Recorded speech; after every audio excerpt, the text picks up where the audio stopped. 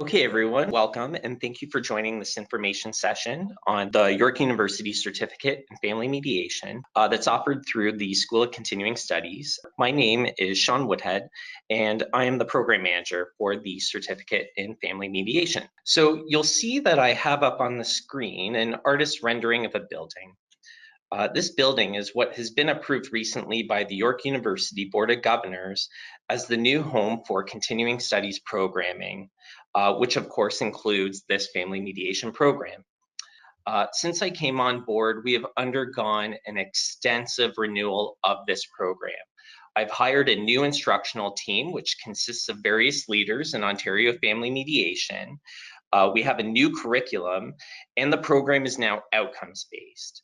And what I mean by outcomes-based is that your successful completion of the program is dependent upon what you've demonstrated and not just how many hours you've sat in the classroom. We want the certificate to not only be a pathway to eventual certification through the Ontario Association for Family Mediation, but we're positioning the certificate to be meaningful in and of itself. So just quickly to share with the group, we are trying a new format for today's information session, and the bulk of that format is an interview with a special guest, and her name is Lorraine Bortolussi. Lorraine is one of our instructors in the Certificate in Family Mediation program, where she is teaching the family law course. Lorraine has been a family lawyer for the past 34 years. She is the founding lawyer of Bortolussi Family Law Lawyers, Mediators, Arbitrators, and is a collaborative family practitioner. Lorraine attained her accredited family mediator certification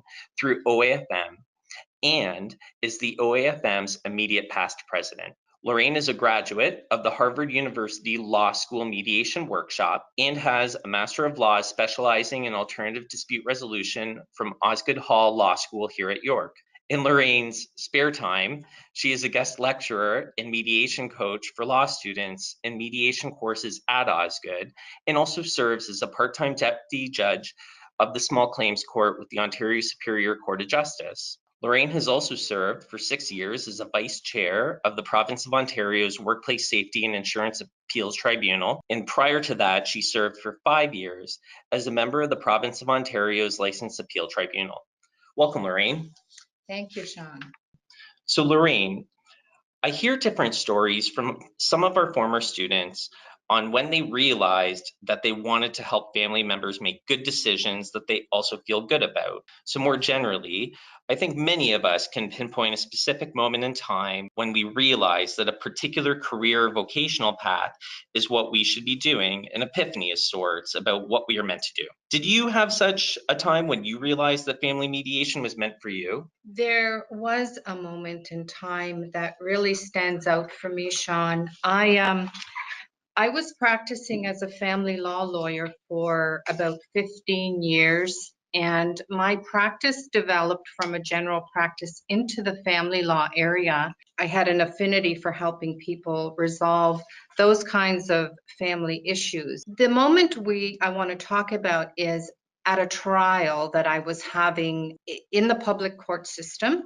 We had prepared this client for months to attend this trial, and it was quite a high conflict situation. We won on every issue, including costs, and I was ecstatic because this was a really tough situation for her, and I was leaving the courtroom, figuratively pumping fists and happy. And I looked back and saw my client, who was absolutely crestfallen. She wasn't happy at all. In fact, she had tears, and that shocked me. And I stopped and we had a discussion, and I asked her, did she realize that she had won on all of the issues? And she said, yes, she understood that, and she was happy about that, but she didn't feel the joy that I, as her lawyer, was feeling. Although she had won in the rights-based system, she felt that she didn't really win because her family had not won. And even though they were separated, they had children, and the long litigation road to trial was destructive and emotionally and financially taxing. And so that's what she was feeling. It was kind of the litigation hangover, if you will. that's when it struck me that there has to be a better way. So that's when I started looking into family mediation, and I chose my basic training workshop and attended that, and never looked back.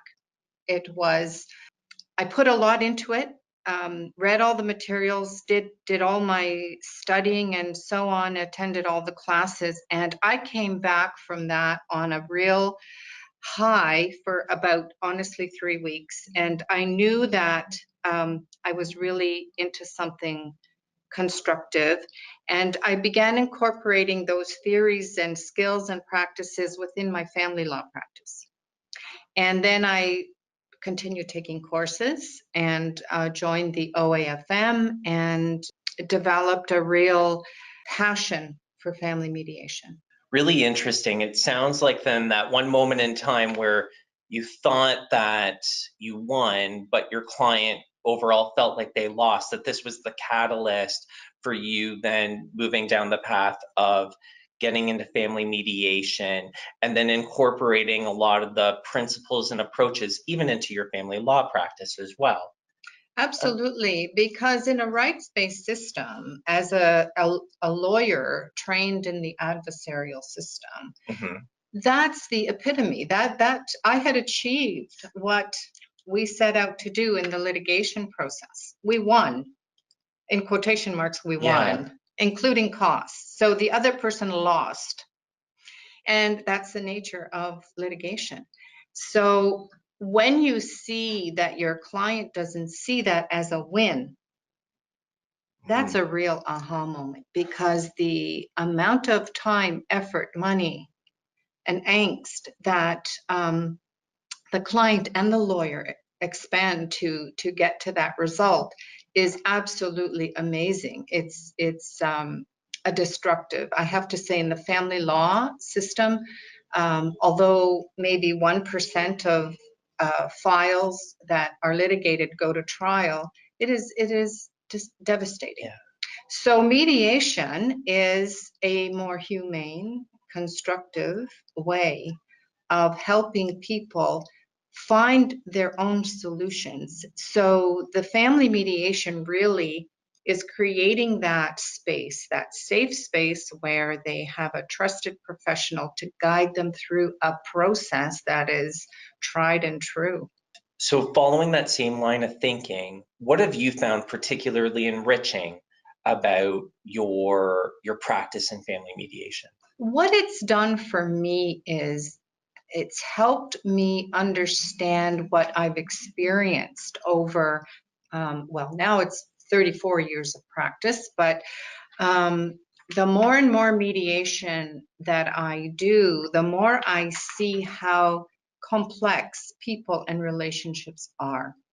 And it's very difficult to, put a square in a round hole. And so people are like that. They come from their experiences, their cultures, their beliefs, and they're not necessarily those of the public court system or mine, because mine are irrelevant and the court system is really irrelevant. The only relevance is you try to get them to come to an agreement within the range of what the law recognizes and will enforce, because otherwise it's for naught. So your separation agreement, your domestic contract that ultimately is the end goal, has to be fair, reasonable, and enforceable. And when you're trying to achieve settlement that's fair and reasonable, and you've done this a lot, is there anything that you find that's particularly taxing on you as the family mediator when you're trying to work with these clients on going through the mediation process and making good decisions for themselves? The most taxing part for me, I think, is the beginning of the mediation, where I need to be comfortable that the process is actually appropriate for this couple and safe. And so a big part of the training is the screening for domestic violence and power imbalance, because you will get people from all walks of life and from all dispositions, and some that are very good at hiding those features from their life. They're very personable at first blush. And so the techniques used to uncover those things and make sure that both people remain safe in the process is probably one of the most delicate things you'll do. So just to maybe change gears a little bit, I want to ask about prospects of entering the profession. The few times when I'm on the phone or I've met with a prospective or a current student, and they ask about what the likelihood is that they can become a successful family mediator. So you've established both a successful family law and ADR practice. And based on what you have said, it really sounds like there's a particular skill set and demeanor that might be incumbent upon the successful family mediator. So for those who are considering entering the profession, what advice can you provide to help guide their decision-making on whether or not to move down this path? A family mediator must be interested in helping people resolve their own issues in a constructive, forward-looking manner. The mediator has to be very careful not to do harm, because it's not just the two people who are sitting with you necessarily that you're mediating with, but you're talking about their families and their whole life network that you are affecting by your guidance through this process. So it's a matter of taking all of the training and experience and skills and applying them as you're working to help this family. And if you come from a background, whether you're a lawyer, or anybody working where there is conflict, a police officer, a counselor, a psychiatrist, any of those areas where you're working with people and where there is conflict, a family mediation basic course will help you in work and in life. There's no question about that. One thing that family mediation training at large does not focus on much would be the business aspects of establishing one's own practice. And so I'm speaking about the entrepreneurial dimension. Some of us can be emboldened to build something from the ground up, and others may be a tad reluctant to embrace those risks and to carry out a vision for their family mediation practice. So you've emerged as a leader at the provincial and local levels. And as I mentioned before, you're someone who has also established their own practice. What do you see as some of the initial work a new family mediator needs to take on in order to build up their practice? The first thing that anyone interested in family mediation should do is join an association like the OAFM, because you can be an associate member, attend the conferences and the webinars, and get such valuable information and a feel for what this is all going to be about. And it provides a network, which is something that is critical to your success. So you need to meet and connect with other family mediators that you're going to learn from, that you're going to teach from your experience, because you are going to bring what you have, your education and experience. And you're going to, a big part of family mediation is having someone you respect to debrief with on an ongoing basis. And at my level, I still do that. I think it is really important that you never acquire an attitude that you know it all and have experienced it all, because that is absolutely delusional. Because people are so interesting and so complex, you can never learn it all. You're going to learn as you go, and those special moments when you debrief with someone else who is experienced and you respect are invaluable to your success. Mm-hmm. So you will bring that, and the other things you'll learn in joining an association and having friends within the community and colleagues is that you are going to advance in what you need to do to improve. And you will become known and you will gain a reputation for the work you do. And that it does take time. No question about that. The training and experience takes time. And look, I'm still working on it. So, Lorraine, lastly, I just wanted to ask you about the program. So, I had mentioned at the start of today's info session that we've done a lot of work together and with the other instructors to create a meaningful and authentic program for certificate in family mediation. Is there anything that excites you about the year ahead? Absolutely. I get excited anytime someone is interested in family mediation because they're kindred spirits. Yeah.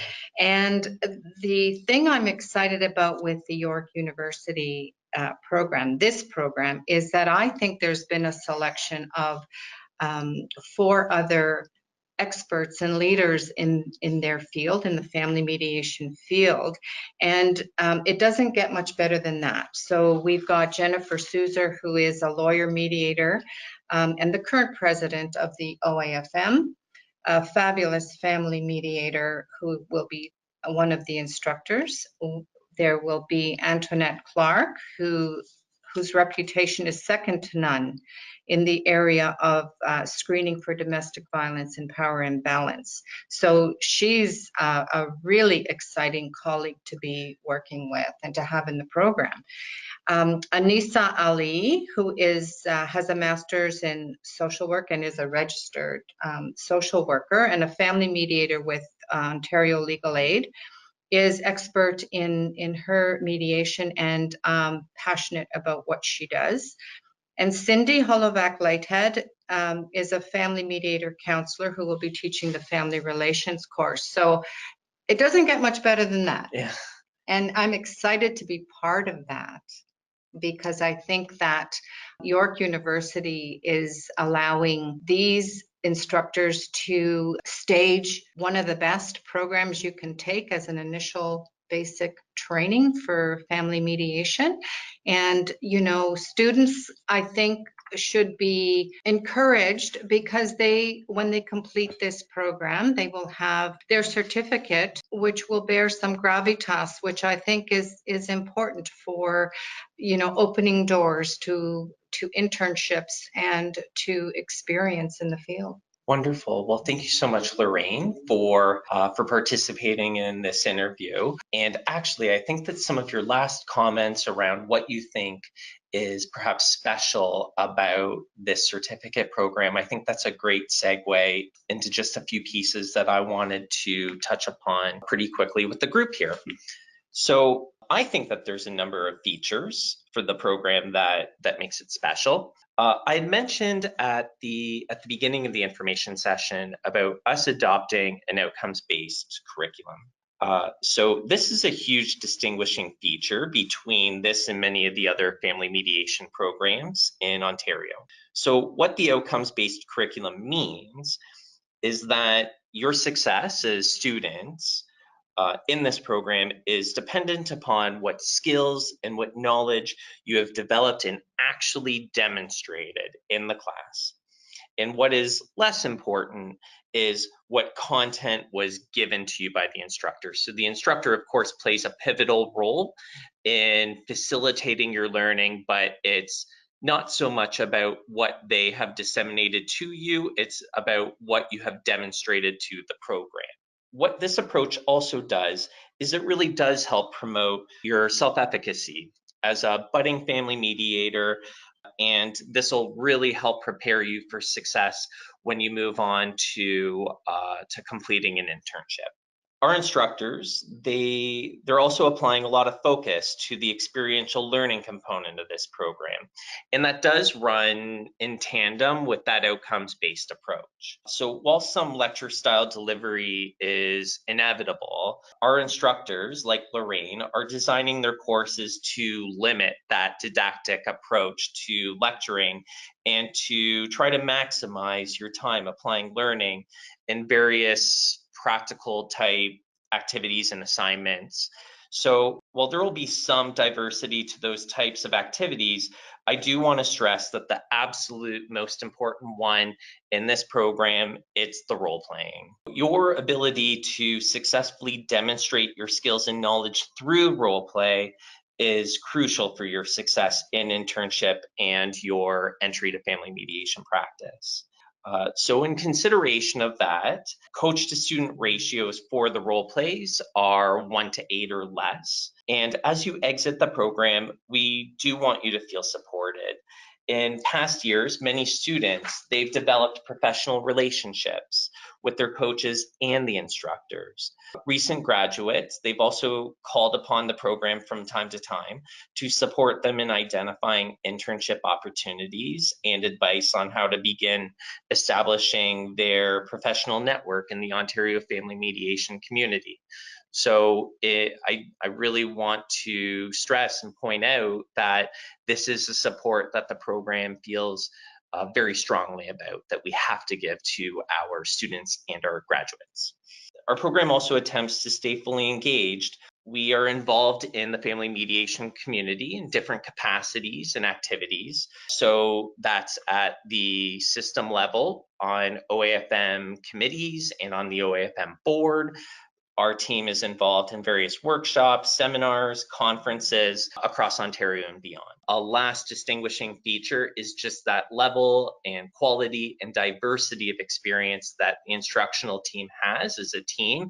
And when we underwent the hiring for the instructional team, that was one of the pieces that was most important to us. We wanted some diversity in where they're specialized and what type of experiences they bring to the group.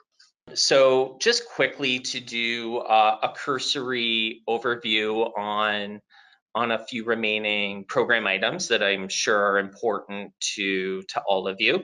I just wanted to go over that we do have two delivery formats. So we have the summer intensive and the fall part-time. The summer intensive format, that's a great option for those who have the time and flexibility to complete the program during daytime and on weekdays over the summer. This also it helps keep summer weekends free for other life commitments. For the fall, we have the part-time delivery. And the fall option tends to be more attractive to those who have daytime commitments during the summer and or those who want a slower pace for the courses. For either of these, you will have some limited work and preparation to do outside of class hours, but we do try to keep that limited because we need to keep in mind that many of you have many professional and personal commitments outside of the university program.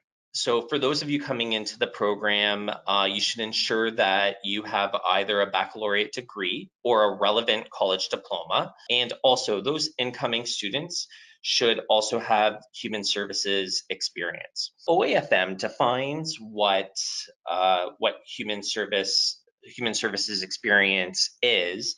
So I'd just like to direct you to the OAFM website on the How to Become a Family Mediator page, and it'll provide you a fairly thorough definition on that webpage. So for those interested in enrolling, the program fee is $4,875. Now you'll see I have some contact information up. And so if you have further questions about the program, you are more than welcome to contact Mike Kasiba. And I have his email address up on there. It's continue@YorkU.ca. And if you have questions about enrollment and payment, then you can contact Allison at regscs, that's REGSCS @YorkU.ca. Incoming students can enroll and pay through the website, and I have the hyperlink up on the bottom of the slide.